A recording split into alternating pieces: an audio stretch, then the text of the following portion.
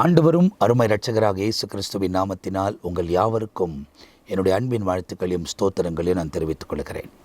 தேவனுடைய பெரிதான கிருபையால் சுவிசேஷம் என்ற இன்னொரு பகுதியில் இந்த நாளில் உங்களை சந்திப்பதில் நாங்கள் மிகவும் மகிழ்ச்சி அடைகிறோம். ஆண்டவர் காலையிலிருந்து இந்த மாலை வரை நம்ம கண்மணி போல காத்து இந்த மாலையில் வசனங்களை தியானிப்பதுக்கு ஆண்டவர் நமக்கு உதவி செய்தபடியால் நான் கர்த்தரை ஸ்தோத்திரிக்கிறேன். இந்த சுவிசேஷம் என்ற நிகழ்ச்சியில் தொடர்ந்து தேவனால் பயன்படுத்தப்படுகிற தேவனுடைய திருசபையை நடத்துகிற தேவனுடைய ஊழியக்காரர்கள் நம்ம மத்தியில் ஒவ்வொரு வசனத்தை விளக்குகிறதை நாம் தொடர்ச்சியாய் பார்த்து கொண்டு வருகிறோம். ஆனால் இந்த நாளிலே குறிப்பாக போதகர்கள் எல்லாம் ஊழிய காரியங்களிலே அவர்கள் அலுவலகங்களிலே சற்று வேலையாக இருப்பதினாலே இந்த நாளிலும் நாம் தொடர்ந்து இந்த சுவிசேஷத்தை தியானிக்க போகிறோம். இந்த நாளில் நம் மத்தியில் ரெவரண்ட் ஜான் பீட்டராய் அவங்க வந்திருக்கிறாங்க. அவங்கள நாங்கள் அன்போடு கூட வர வைக்கிறோம். தொடர்ச்சியாக போதகர் கூட அவங்க நேரத்தெல்லாம் ஒதுக்கி தொடர்ந்து தேவனுடைய வசனங்களை தியானிப்பதுக்கு முக்கியத்துவத்தை கொடுத்து நம்ம மத்தியில் தொடர்ந்து வருகிறதை நம்மால் பார்க்க முடிகிறது. எனவே நல்லா தெரிந்து கொள்ளுங்கள், சுவிசேஷம் என்பது நாம் தியானித்திருக்கிறோம். மத்தேயு எழுதின சுவிசேஷம், மார்க் எழுதின சுவிசேஷம் எல்லாம் முடித்து இவைகளெல்லாம் யூடியூப் சேனலில் பதிவிடப்பட்டிருக்கிறது.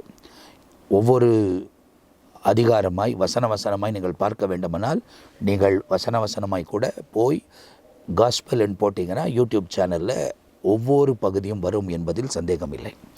போன பகுதியில் லூக்கா எழுதின சுவிசேஷம் 9ஆம் அதிகாரம் 26ஆம் வசனம் வரை நாம் தியானித்திருக்கிறோம்.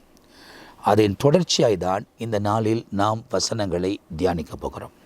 எனவே தேவனோடு இணைந்து வாழவும், தேவனுடைய நாமத்தை மகிமைப்படுத்தவும், ஆண்டவர் நமக்கு இரக்கம் தருவதற்கு அவரே சர்வ வல்லமை உள்ள தேவனாயிருக்கிறார். நம்முடைய குறைகளெல்லாம் நீக்கி நிறைவை தருகிறவர், சத்துருவின் கிரியைகளுக்கு நம்மை விலகி காக்கிறவர், அற்புதமான பாதையில் தொடர்ச்சியாய் நம்மை வழிநடத்தி கொண்டு போவதற்கு அவரே உண்மை உள்ள தேவனாயிருக்கிறார். அவர் பொய் சொல்ல மாட்டார், அவர் மனமாற மாட்டார், அவர் சொன்னதை சொன்னபடியே செய்து முடிப்பார். இப்போ இந்த சுவிசேஷ நிகழ்ச்சி நீங்கள் பார்ப்பீங்கன்னா ரொம்ப முக்கியம். ஏன்னா இயேசு கிறிஸ்து பரமேறி போகும்போது அவர் என்ன சொன்னார் அப்படின்னா, ரொம்ப தெளிவாய் அவர் வேதத்தில் சொல்லியிருக்கிறதை மத்தேயு 28ஆம் அதிகாரத்தில் அவர் பதிவு பண்ணுகிறார். நான் உங்களுக்கு போதித்ததை அவர்கள் கை கொள்ளும்படி நீங்கள் அவர்களுக்கு போதிக்க வேண்டும் என்பதை அவர் சொன்னதை வேதாகமத்தில் எழுதப்பட்டிருக்கிறது. அப்போ இன்றைக்கு நாம் இந்த உலகத்தில் கிறிஸ்துவ வாழ்க்கையில் ஜெயம் பெற்று வாழ வேண்டுமானால் கிறிஸ்து போதித்த போதனைகளை கை கொண்டு நடந்தால்தான் ஜெயத்தோடு கூட வாழ முடியும் என்பதை நாம் தெரிவாய் தெரிந்து கொள்ள வேண்டும். எனவே தொடர்ந்து இந்த நாளிலே 27ஆம் வசனத்திலிருந்து 36ஆம் வசனம் வரை இயேசு கிறிஸ்து தன் சீஷர்களோடு கூட எல்லாரோடும் இல்லை, ஒரு 3 பேரை கூட்டிக் கொண்டு ஒரு மலையின் மேல் கடந்து போகிறார். அந்த இடத்துல அவர் மறுரூபமாக்கப்படுகிறதை வேதாகமத்தில் எழுதப்பட்டிருக்கிறது. அதுக்கு மறுரூப மலை அனுபவம் என்பதாகவும் நாம் தொடர்ச்சியாய் சொல்லுகிறதை பார்க்கிறோம். இதை குறித்து நீங்கள் பார்த்தீங்கன்னா மத்தேயும் எழுதியிருப்பார், இதை குறித்து மார்க்கும் எழுதியிருப்பார். இந்த மறுரூப அனுபவத்தை குறித்து இந்த இடத்துல லூக்கா என்ன எழுதுகிறார் என்பதை நாம் பார்க்க போகிறோம். ரொம்ப தெளிவாய் நீங்கள் புரிந்து கொள்ளக்கூடிய அளவுக்கு பரிசுத்த ஆவியானவர் எங்கள் வாயிலாய் உங்களோடு கூட வெளிப்படுவார். இப்போ நேரடியாக நாம் நிகழ்ச்சிக்கு போக போகிறோம். இந்த இடத்துல குறிக்கப்பட்டிருக்கிற சம்பவத்தை நம்ம ரெவரண்ட் ஜான் பீட்டரையா பகிர்ந்து கொள்ள போகிறாங்க. மீண்டும் உங்களை சந்திப்பதற்கு ஆண்டவர் எங்களுக்கு கொடுத்த பாக்கியத்திற்காக கர்த்தரை துதிக்கிறேன், உங்களுக்கும் நன்றி சொல்லுகிறேன். 27ஆம் வசனத்தில் ஆண்டவர் சொல்லுகிறார், இங்கே நிற்கிறவர்களில் சிலர் தேவனுடைய ராஜ்யத்தை காணும் முன் மரணத்தை ருசி பார்ப்பதில்லை என்று மெய்யாகவே உங்களுக்கு சொல்லுகிறேன் என்றார். இங்கே நிற்கிறவர்கள் யாரை குறித்து சொல்லுகிறார் என்று சொன்னால், கூட இருக்கிற 12 சீஷர்களை குறித்து அவர் சொல்லும்போது, தேவராஜ்யத்தை காணும் முன் மரணத்தை ருசி பார்ப்பதில்லை என்று மெய்யாகவே உங்களுக்கு சொல்லுகிறேன். ஏற்கனவே தேவராஜ்யம் அவர்களுக்கு முன் வந்துவிட்டது. எப்போ ஆண்டவர் இயேசு வந்தாரோ, அவர் தேவ வார்த்தையை சொன்னாரோ, இப்பொழுதே தேவராஜ்யம் உங்களுக்குள் இருக்கிறது என்ற ஒரு செய்தியும் சொன்னாலும், இவர் பின்னாட்களில் நடக்கக்கூடிய அந்த விசேஷமான அந்த தேவராஜ்யம், அந்த ராஜ்யத்துக்குள் ஆவியானவர் வருவதும் அல்லது கடைசி கால காரியங்களை குறித்து கூட அது சொல்லப்பட்டதை நம்ம எடுத்துக்கொள்ளலாம்.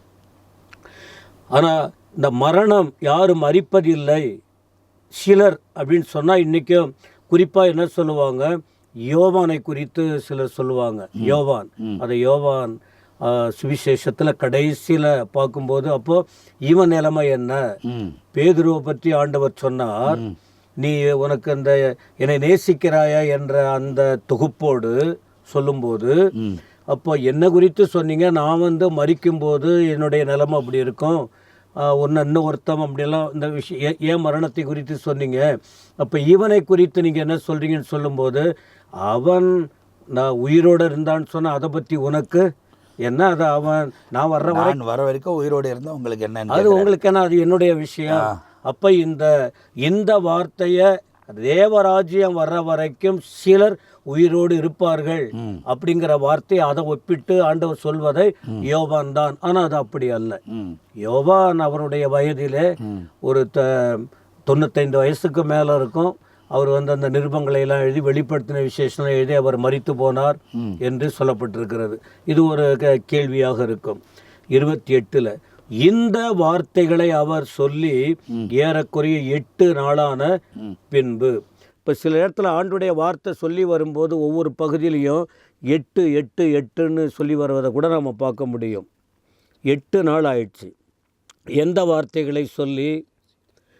ஆண்டவர் தன்னுடைய மரணத்தை குறித்து சொன்ன வார்த்தை, ஆண்டவரை பின்பற்றுகிறவன் எப்படி இருக்க வேண்டும் என்கிற விஷயம், உலகம் முழுவதையும் அவன் தனக்கு ஆதாயப்படுத்தி கொண்டு கிறிஸ்து இல்லாவிட்டால் இந்த உலகத்திலே அவன் தன் வாழ்க்கையை கடவுளுக்கு ஒப்பு கொடுக்காமல் இருந்தால் ஆண்டவர் வரும்போது என்ன நடக்குங்கிற அந்த செய்தியை தான் தெளிவாக அவர்களுக்கு சொன்ன பிறகு அப்போ தான் சொல்கிறார். அந்த வார்த்தையெல்லாம் சொல்லி 8 நாள் ஆயிடுச்சு. ஏறக்குறைய 8 நாள். 8 நாளான் பின்பு 3 பேரை 12 பேர் அங்கே இருந்தாங்க.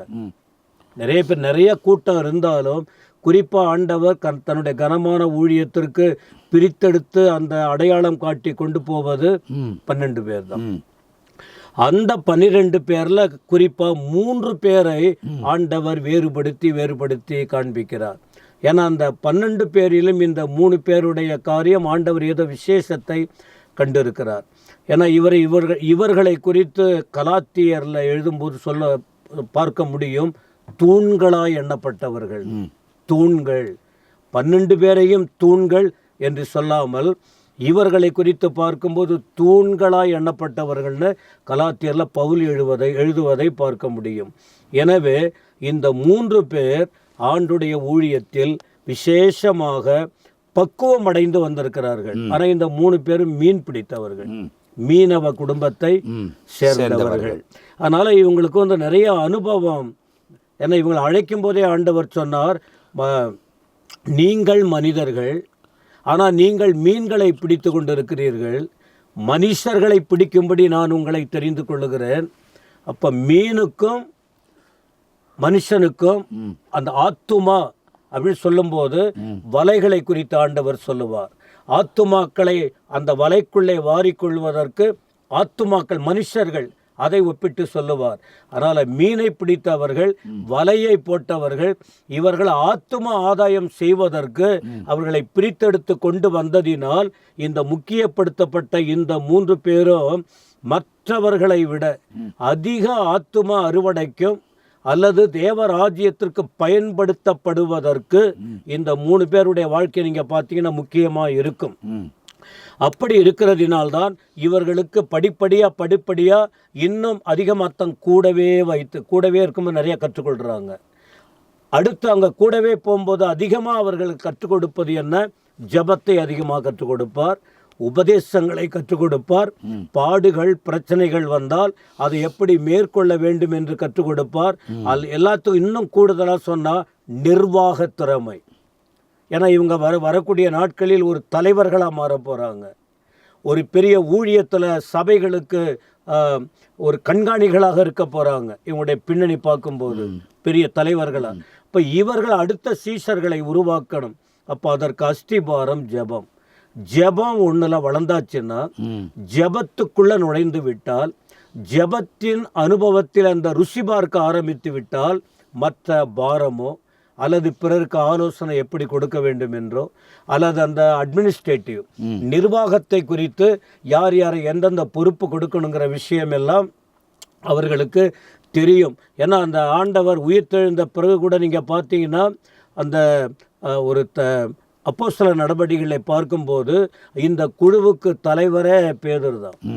அதன் பிறகு யாக்கோபு வருவார். யாக்கோபு அதன் பிறகு பட்டயத்தால் வெட்டப்படுவாங்க. அப்போ அந்த ஒழுங்குமுறை அதெல்லாம் கற்றுக்கொள்வதற்கு ஒரு வாய்ப்பாக மாறினது.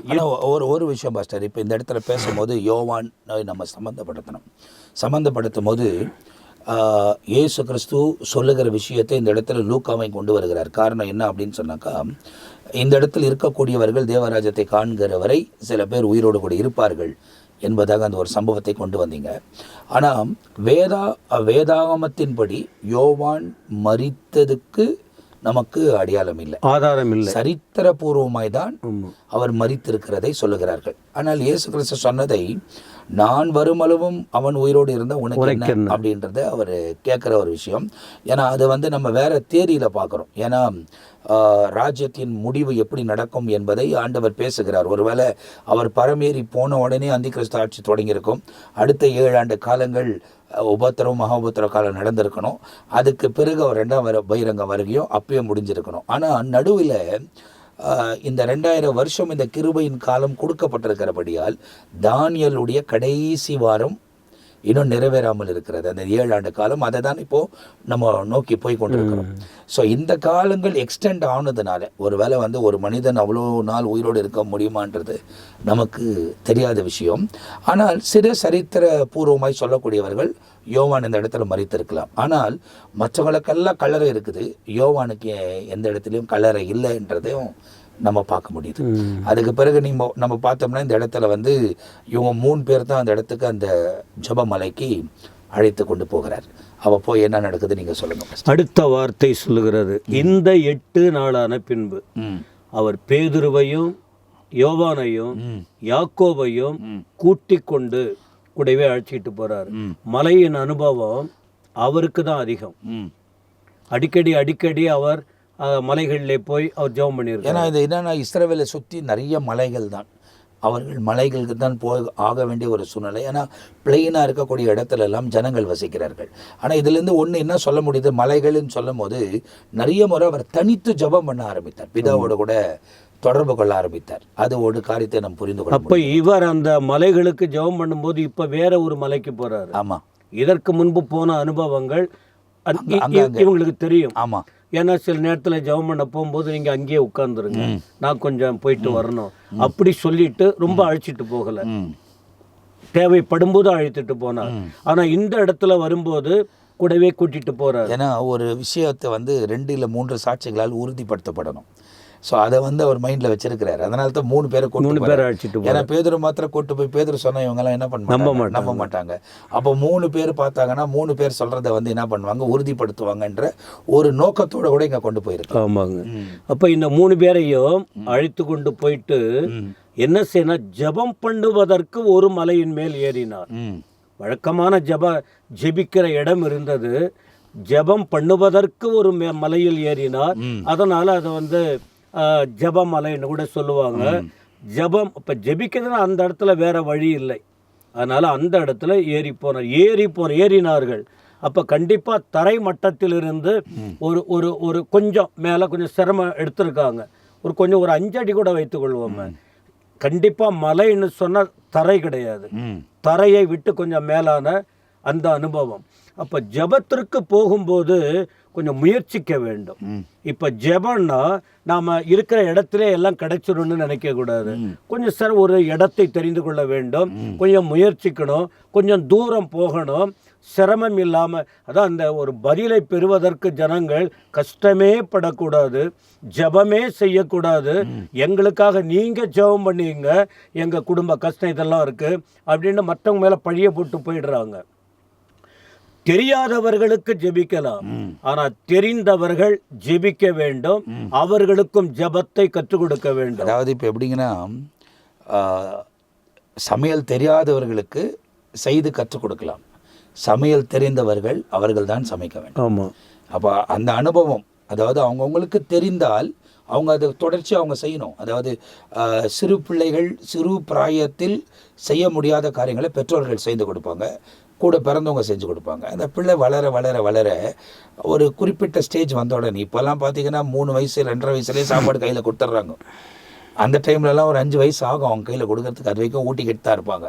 பட் இப்போ இருக்கிற ஞான வளர்ச்சியில் என்ன பண்ணுறாங்க, 3 வயசுலேயே பிள்ளைக்கு தட்டில் போட்டு நீ சாப்பிட்டுக்க அப்படின்னு சொல்கிற மாதிரி கீழெல்லாம் இறைஞ்சாலும் அது கற்றுக்கொள்ளுகிற அந்த அனுபவத்துக்குள்ளே போயிடுறது. அதுதான் ஒன்ஸ் கற்றுக்கொண்ட பிறகு நமக்கு யாரும் ஊட்டி விடுறது இல்லையே, நம்ம தானே சாப்பிட்றோம். ஸோ அந்த மாதிரி வந்து ஜெப அனுபவமும் அப்படி தான் நமக்கு இருக்கணும் நமக்கு தனிப்பட்ட வாழ்க்கையில்.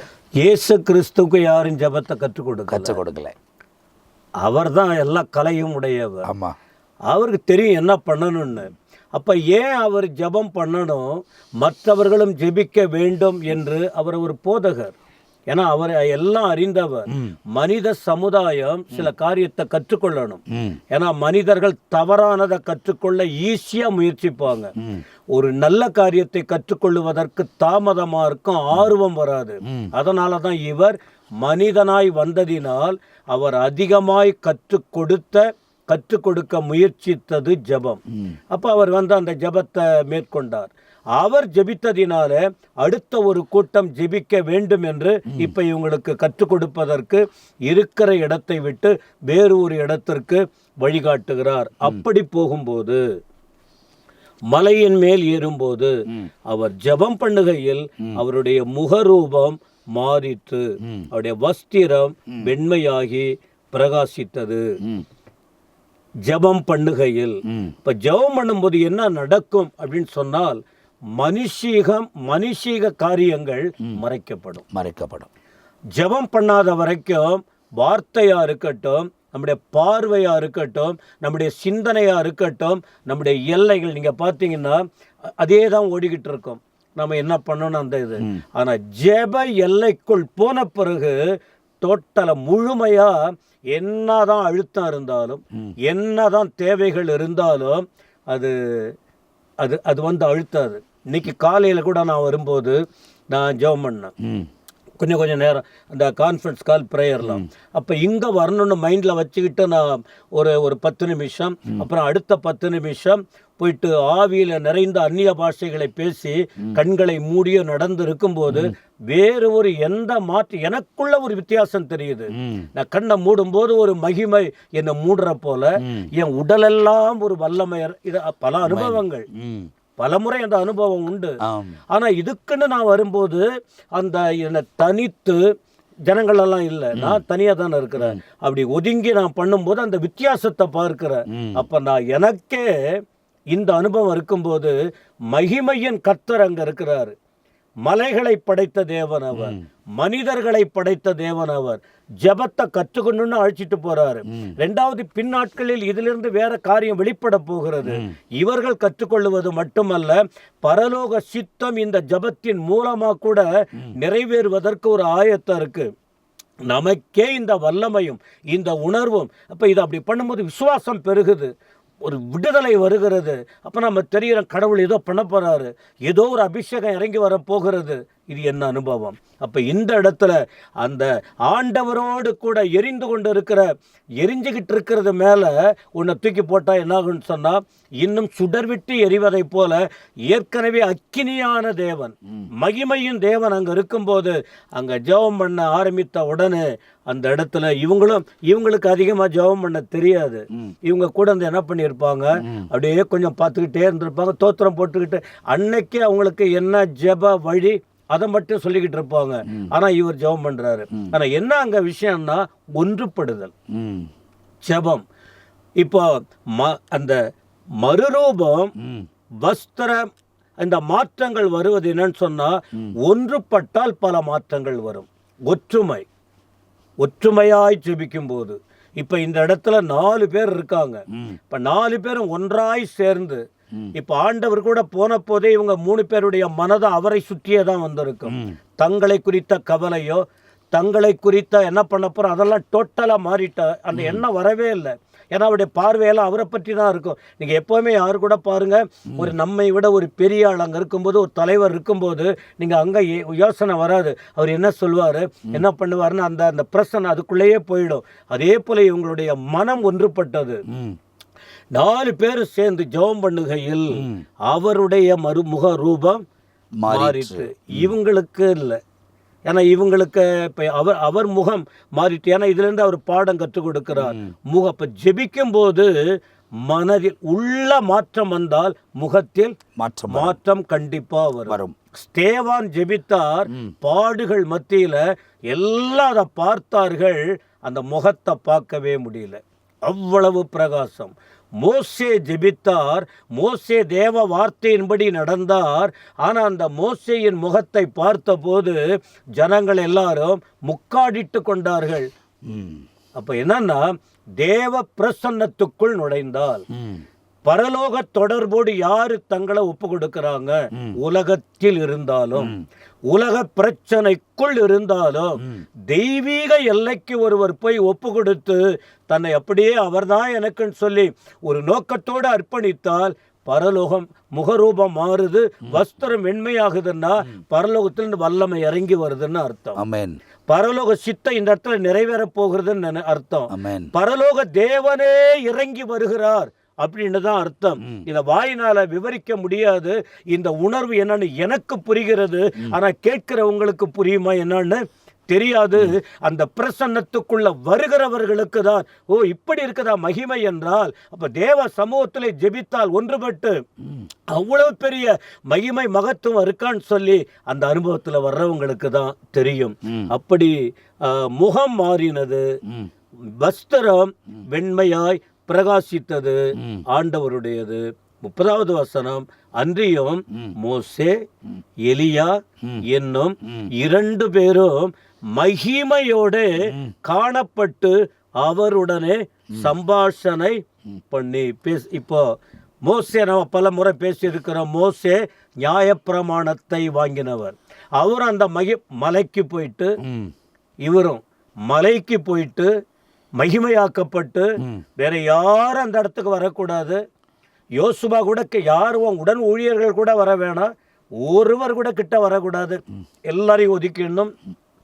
நீ மட்டும் ஆயத்தமாகி என்கிட்ட வரணும், நீயும் ஆயத்தமாகி என்னிடத்தில் வர வேண்டும் என்று அழைத்து, அப்படி தனிமையா அங்க போகும்போதுதான் மகிமை மலையெல்லாம் மூடினது. அப்படி மூடி இருக்கும்போது பரலோகத்திலிருந்து தேவன் பேசுகிறார். தேவ ஜனங்கள் நடக்க வேண்டிய வழி எப்படி இருக்கணுங்கிற தெளிவான போதனைகள் இந்த மோசே கிட்ட ஆண்டவர் கொடுத்தார். அது பழைய ஏற்பாட்டு பகுதிகள் எல்லாம் அதை சார்ந்த வார்த்தைகள் தான். அடுத்து எலியாவை பத்தி சொல்றாரு. அவர் ஒரு தீர்க்கதரிசி. ஏராளமான தீர்க்கதரிசிகள் இருந்தாலும், நிறைய பேர் இருந்தாலும், அந்த தீர்க்கதரிசிகளின் எலியா பேர் ரொம்ப முக்கியமா இருக்கும். மற்ற புக்கு எழுதப்பட்ட தீர்க்கதரிசிகளா இருக்காங்க. ஆனா இந்த எலியாவை குறித்து பார்க்கும்போது ஒரு சவால் நிறைந்தவர், அதாவது தைரியமானவர், எதுக்கும் பயப்பட மாட்டார். ஏன்னா கர்த்தர் தன்னோடு இருந்தாரு.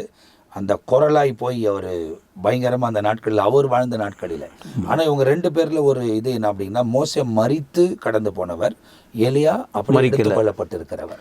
அப்போ அவங்க 2 பேருமே வந்து நிற்கிறாங்க அந்த இடத்துல. அப்போ இந்த எலியாவை பற்றி பார்க்கும்போது 1 ராஜாக்கள் 18ஆம் அதிகாரத்தில், மோசே பார்க்கும்போது நாம் யாத்ராகமத்தில் பார்க்க முடியும் 34 அது போல் அந்த மகிமை இறங்கி வந்ததெல்லாம். ஆனால் 1 ராஜாக்கள் 18 பார்த்தீங்கன்னா மனுஷீகத்துக்கும் தெய்வீகத்திற்கும் சவால் நீங்க சொன்னீங்க. அப்ப என்னாச்சுன்னு சொன்னா, தேவ மகிமையை வெளிப்படுத்த அங்கே எல்லாரையும் அந்த இடத்துல கூட்டுறாங்க. அது ஒரு மலையின் அனுபவம் தான், அங்க கூட்டுறாங்க. அப்படி பண்ணும்போது இவர் சேலஞ்சு பண்றாரு. அப்ப அந்த தன்னை ஆயத்தப்படுத்தி அந்த இடத்துல இருக்கும்போது கர்த்தருடைய மகிமை இறங்கி வருது. அக்கினி இறங்கி வருதுன்னா தேவ மகிமை இறங்கி வருது. அப்ப அந்த இடத்துல ஒரு பெரிய மாற்றம் வந்தது.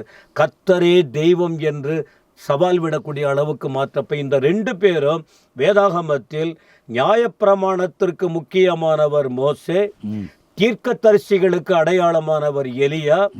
இவர்கள் 2 பேரும் அங்க வந்தார்கள். அந்த வசனத்தின்படி 2 பேரும் மகிமையோட காணப்பட்டு, ஏன்னா ஏற்கனவே மகிமை மூடி இருக்கு, ஜெபிக்கிற இடத்தில் தேவ மகிமை இருக்கும்.